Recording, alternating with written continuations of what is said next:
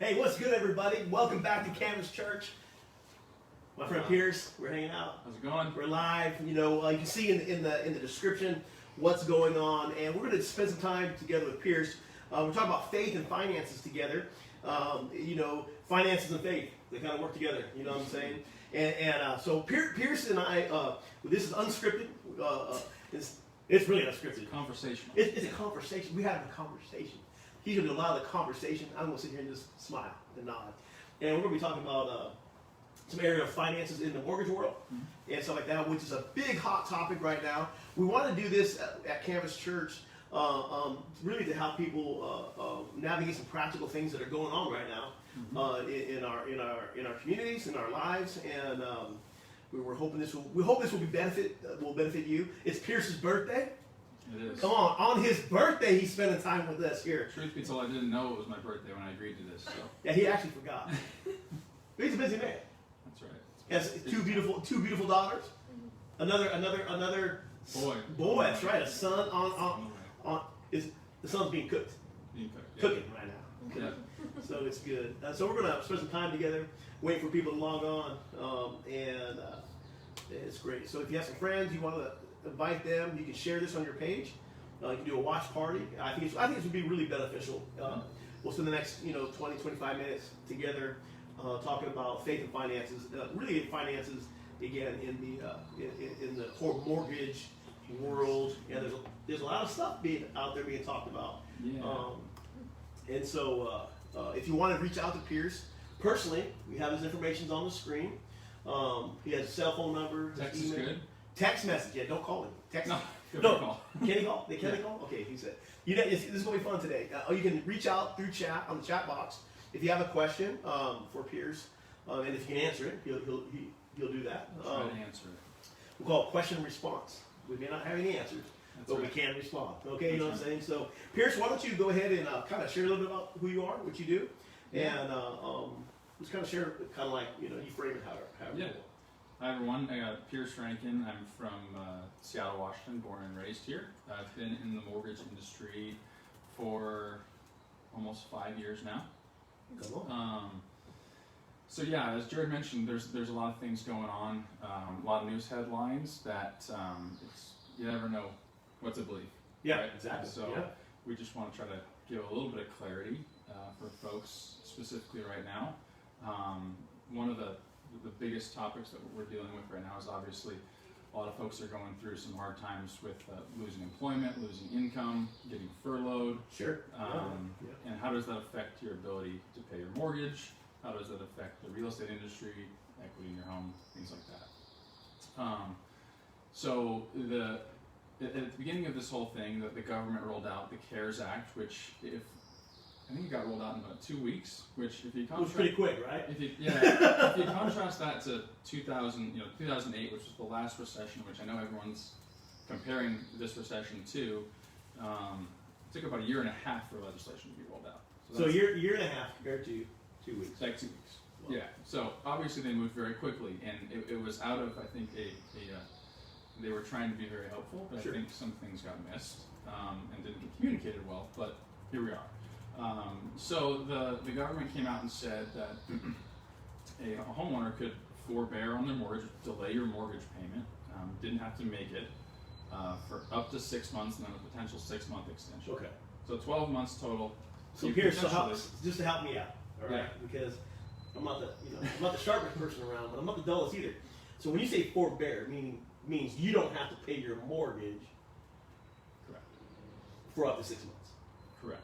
And that's what probably is in people's brains. I don't have to pay my mortgage. Correct. Okay.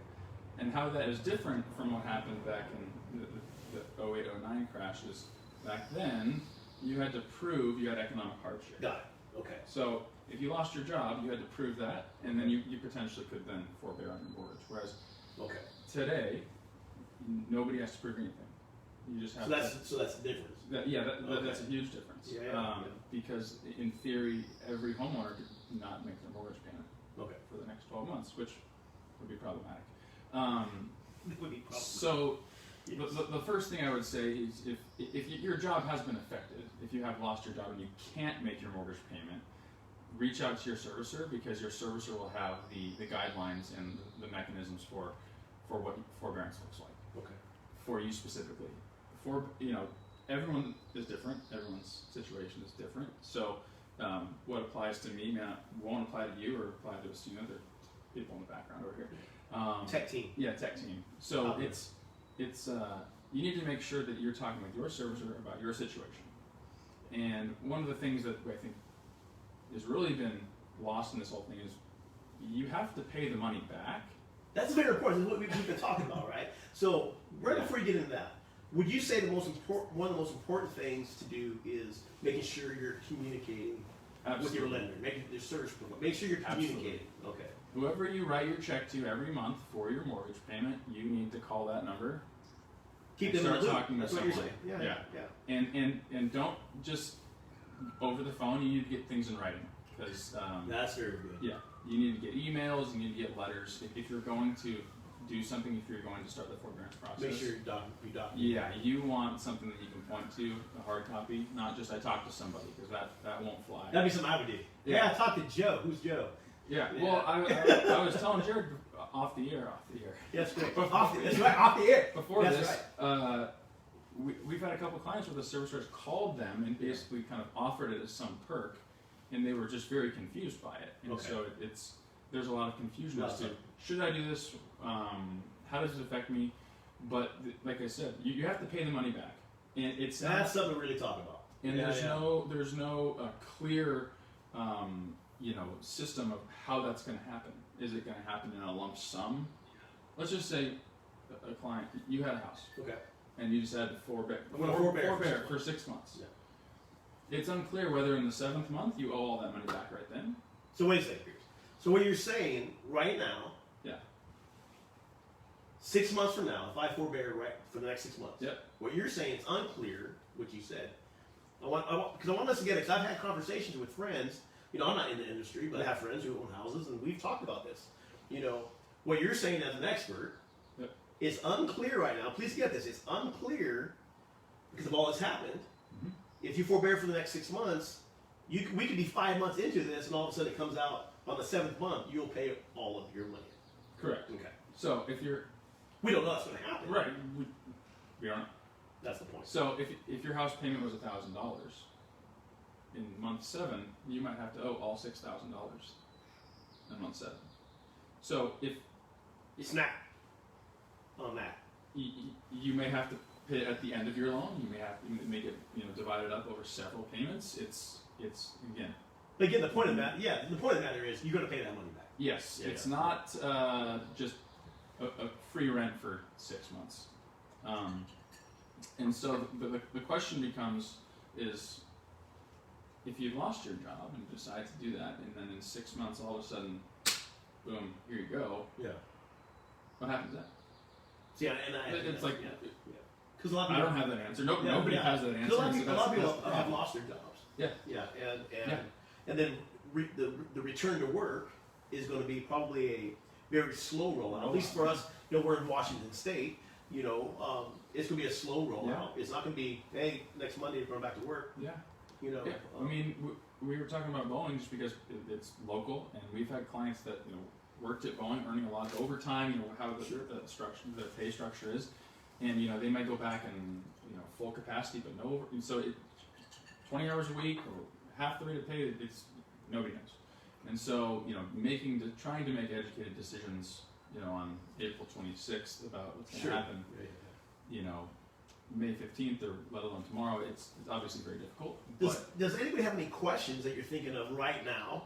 Please just put in the chat box. We have folks that are going to let us know. Ange, do you have any questions yet? Yes. Eric is asking, house payment mortgage forbearance only includes principal and interest on the loan. This does not include insurance or property taxes that may be built into your overall mortgage payment to the servicer, correct? Yeah, so it depends on your specific scenario. If your payment, if your mortgage was set up to make your principal and interest payment along with your taxes and insurance, you can forbear on that whole thing. Okay. Not just the principal and interest. Again, that's my understanding. Yeah. Check with your servicer, but It's a great question because every April, every October, property taxes are due. Great. Okay. And so your servicer is typically obligated to make that payment because you're paying them. Yeah. They hold on to the taxes Yes. insurance money. Then when it's due, on the anniversary of your homeowner's insurance, they pay that. And so, and that's why it's good to, like you said, make sure that you're communicating with your service provider. Is that the right term? And that's great. Yeah, because if your taxes don't get paid, that becomes problematic because then you could have liens put on your house, and again, it's just like this domino effect of who knows what's going to happen. So it's more than just, hey, we don't have to pay our mortgage. There's so many things wrapped up into it. Like your taxes and your insurance. That's probably something maybe people are not thinking about. Yeah. And another aspect of the whole the CARES Act that kind of legislated all this was there's not going to be any negative credit reporting during that forbearance time, which usually if you go into forbearance, that's considered default. Like back in 2009, you go into forbearance, that's considered default, and so that is on your credit report. That's a negative thing, and so when you go to get financing in the future, it's going to be good. The lender will see that, and it could be exactly held against you and affect your ability to get financing in the future. And so the government said, well, there's not going to be any negative credit reporting during this time. But again, we don't know that for sure. And in month seven, or when it could start. Or when it could start, exactly. In the analogy of 6 month 7, all of a sudden, boom, Jared, you got to pay back your house payment plus 20%, or whatever that number is to start repaying. And, well, I just went back to work and I'm not at my full pay. What happens then? And then so is there negative credit reporting then? And so again, there was this rush to help people, which was great. It's great. Yeah. Totally. I mean, the government was really trying to lessen the blow that everyone's feeling. But I think it was a little bit hasty, and so now we're just trying to kind of make our way through. Well, that's why I thought it was so good to have you, come and spend some time with us and talk, because these are things that maybe people are thinking about, or they are not thinking about, and it's the kind of the guts, so to speak, of what's going on, because it's so it's so new for all of us. Any other questions? One question is what overall financially are things that we can do to help us through these next months as things continue to change, with the unknowns that are going on? What are some good financial tips and planning? Yep. There's a saying, I think everyone's familiar, cash is king. I think saving as much cash as you can is important, because there's a very good possibility you're going to be needing that in the future. Trying to cut back on discretionary debts. I mean, we're all stuck, so we're all the same. My budget looks great this month. No hair appointments, not eating out, all this I don't stuff. have any hair appointments. Yeah. You know that, right? Okay, Exactly. It's good. So the discretionary stuff definitely scale back on. It's great.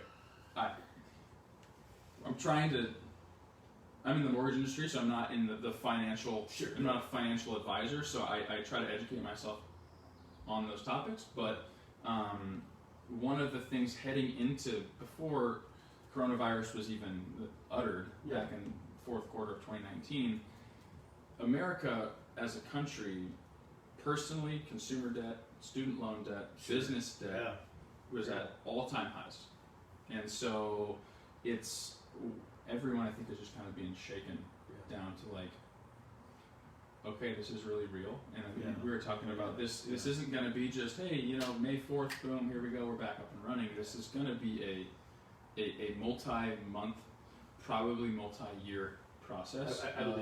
Even though some would say that's terrible news, but it's the reality of what it is. It's not. Yeah, we all know it. And having friends that are working for different companies, Facebook or Amazon or Microsoft, who are, and none of them going back.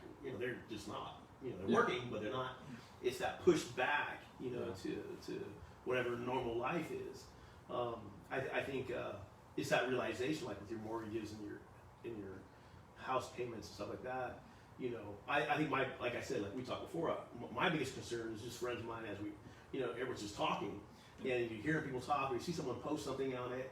on, you know, man, hey, I don't have to pay my mortgage for the next 6 months. It's like, It's almost said as a perk. It's like it's a good thing. and you as an expert, you say it's not a perk. No, well, Well, I mean, it's helpful. it can be helpful. Yeah. But again, I've had clients reach out and say, "Hey, I'd like to pay off some of my credit cards with this." And it's, well, are you still working? Can you make your mortgage payment? And they say, "Yeah." And I said, You need to make it. Is that what you're saying? "Yes." Yeah. I mean, we can go into the. I think morally, ethically, Yeah, you right. agreed to make Yeah. your mortgage payment, Yeah, and I wouldn't be able to own my home unless someone decided to lend me money. Exactly. And I signed my name and said, I will, to the best of my ability, pay this back. I agree. And so that's a whole other topic. Yeah, but totally. Right. if you can't make your payment, that's one thing. Yeah. But the kind of behind the scenes, what's going on in the mortgage industry specifically is the weight this is having on servicing, on Okay. servicers. So we just talked about that question about property taxes, homeowners insurance. So if you decide not to make your mortgage payment, that servicer still Yes. has the obligation to pay Yeah. the principal and interest to whoever owns the loan. And somebody's paying somewhere. Yeah. Yeah. Right. That's how it is. Yeah, again. Someone ain't nothing for free. Even Yeah, Jesus, yeah, there's no free. Even Jesus died, right? Yeah. Come on now. Yeah, Oh, it's a free gift. Ain't no free gifts, man. Somebody paying it. There's a price. Right? So, Yeah. so just to kind of break down the That's analogy, like a property manager doesn't own the asset. Let's just say that there's an apartment building. Yeah. The property manager helps out the tenants. They collect the rent. They answer the questions. They do the nasty grams if you're not paying their rent. Right. But that property manager doesn't own the building. Right. Whoever the owner is owns it, right? And so that property manager is responsible for passing along the payments to the owner. And so that the mortgage servicer doesn't Great. own the loan. That's great. They're responsible for passing on the payments. So the That government makes came out and said, borrowers don't need to make their payment. Yeah. But guess what, servicers? You contractually have to keep making that payment. So what you're saying is, I'm slow, but I'm not slow. If you are in a house, you are the person that owns the home. You're the mortgager. You have the house. Yeah. I gave you the loan. Yep. Right. So I'm the servicer. Technically, is that right or no? The servicer doesn't own the loan. Right. Because I got it from this person Yeah. over here. You're helping that person. So what that you're- person is yeah. paying you paying me to help out. to help you. So what you're saying is the government said, hey, you don't have to pay, You still got to pay. but I still have to pay. Yeah. See that, folks? So- that's the whole point of Yeah. what's going on. It's the owner of that house. I mean, you're buying it, but this person over here owns it. Really? Right, yeah. They own the loan. Yeah. They own the loan.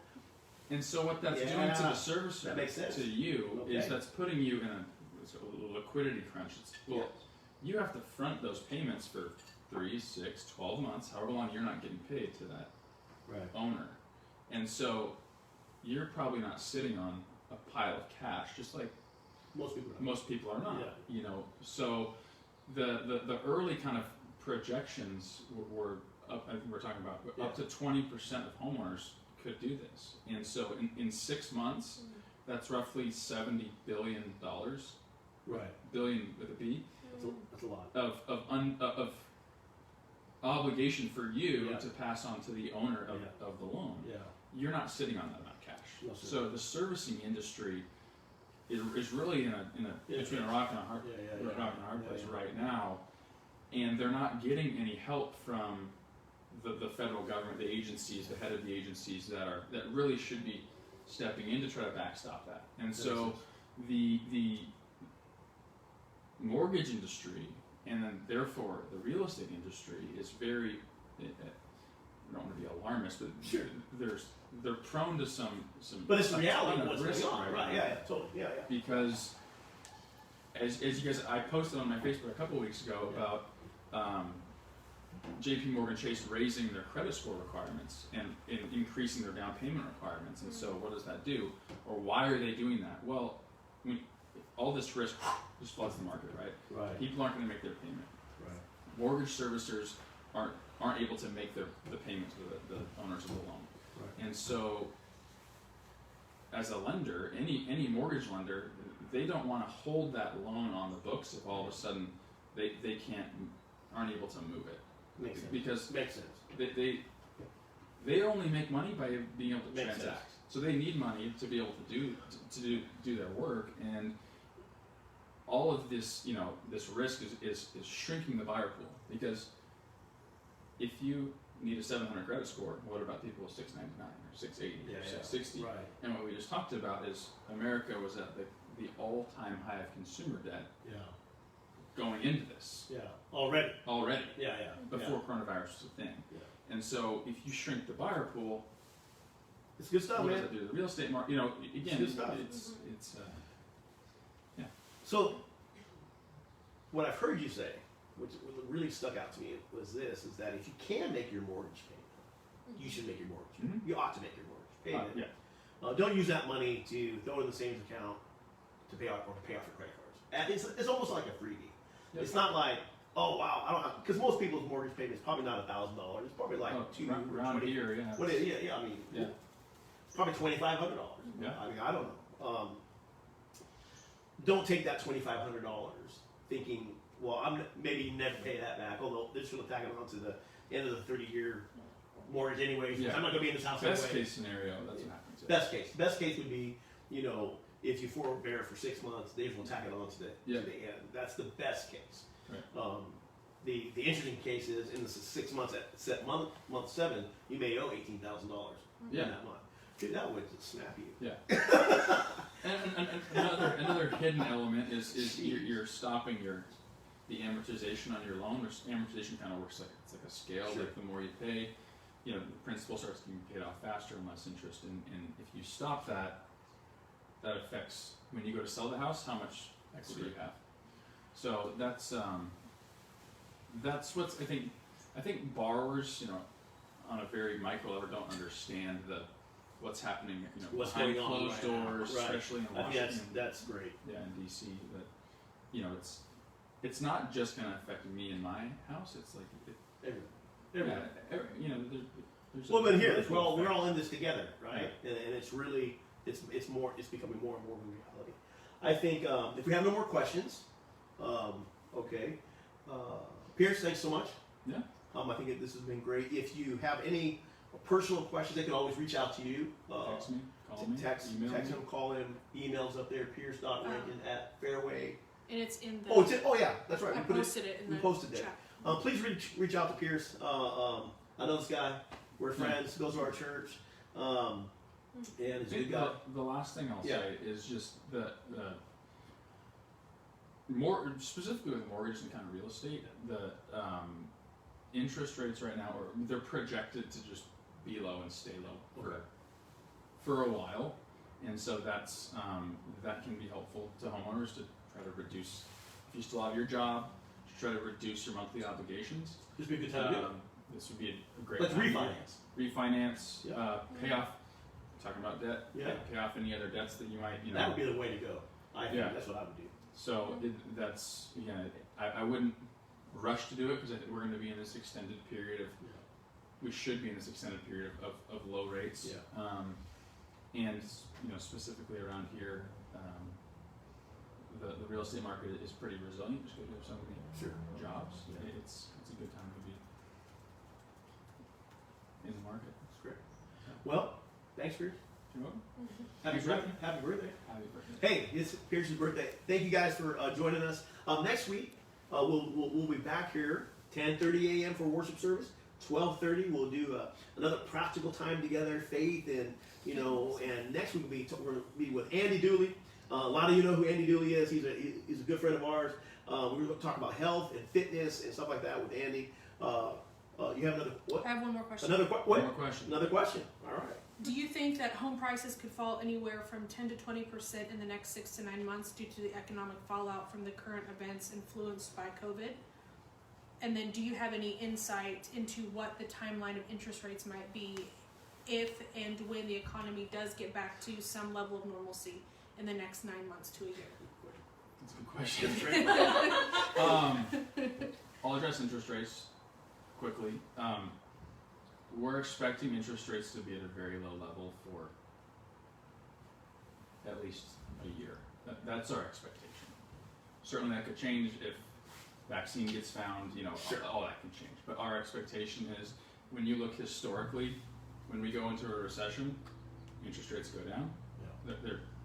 They're at all-time low levels, so we're expecting them to stay there, if not, continue to trickle further. We've never seen them lower, so that's a little bit of a uncharted waters. Regarding the housing market, I mentioned most people remember 2008 because it's our most recent recession, and it hit everyone really hard.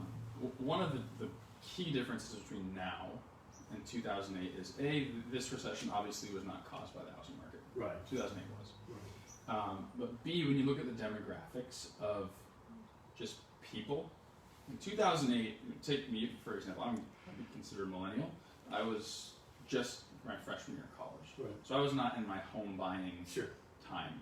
And so I have 3 siblings, 2 parents, so 6 in the household. Yeah. And there's 1 household for the 6 of us, right? Now there's 4 houses owned by that family because now we're older, and so millennials are moving into their peak makes sense. income earning and peak buying years, and millennials are the biggest generation ever. And so that whereas in 2008 it was completely the opposite. There wasn't a demand for more new home ownership like there is now, and so that coupled with inventory still being very low. There's still a lot of buyers that if we didn't have a government mandated stay-at-home order, they would be out looking. And so our expectation is brought up 10 to 20%. We don't expect that. When you look at recessions, apart from 2008, in the history of America, recessions, house prices usually hold their water. Like, we don't see huge dips. Obviously 2008 being the huge exception. So we don't expect to see a 10%, 20% pullback. But we'll see how. Yeah, because it's so different, right? Yeah, we've never been here. So that's, at this point, all the real estate experts that I'm listening to are very optimistic about the real estate being one of the things that pulls us out of this quicker. Like, it's going to be dragging us up. So hopefully that holds true. I have a follow-up question to that.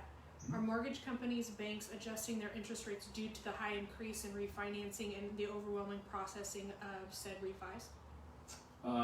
So we're a little bit past that. That was more of a reality, I would say, the beginning of April. Yes, because this tidal wave hit the industry beginning of March when rates hit all-time lows, and so there was this big glut of volume. That makes sense. There's $11 trillion of housing debt in America, and so usually about 2 to 3 trillion is transacted every year. And so you can imagine when rates hit all-time lows, all of a sudden, if everyone wants to refinance, that becomes there's a capacity issue.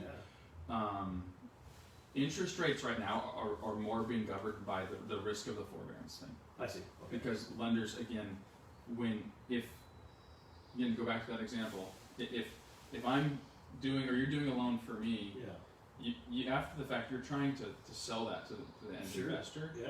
And if I go into forbearance, it's stuck with you. Yeah. Like, you can't sell that. So that means you're stuck with not being able to go out and do more business because you're stuck. You can't move that. You can't free up that cash. So that's more of the risk right now. That's kind of artificially holding rates where they're at. And it's great. April was the first kind of month that we saw forbearance. So once we get into May, maybe we should do a follow. We should do a follow one of these. Oh yeah, happy to do that. But you say like a month from now or whatever. Maybe see as it goes as we move forward into the summer. The mortgage industry is literally changing daily at this point because of what's going on. Yeah, there's just so many different levers being pulled that there's what I just said today. Next week could be totally different. Could be totally different. Yeah. So that makes sense. So this is what we're gonna do. Since it's Pierce's birthday, we're not gonna say sing happy birthday. Happy birthday! No, I'm just kidding. I'm kidding. We're gonna call it a day, and let Pierce go enjoy his birthday. And thank you so much. If there's any other questions, you can always just reach out to Pierce. There's the email's there, his phone number's there. You can reach out to him, and I'm sure he'd be happy to talk to you more about refinancing, forbearance, what's going on right now, you can do that. We'll see you next week, 10:30. Have a good day. Have a good day. Peace out.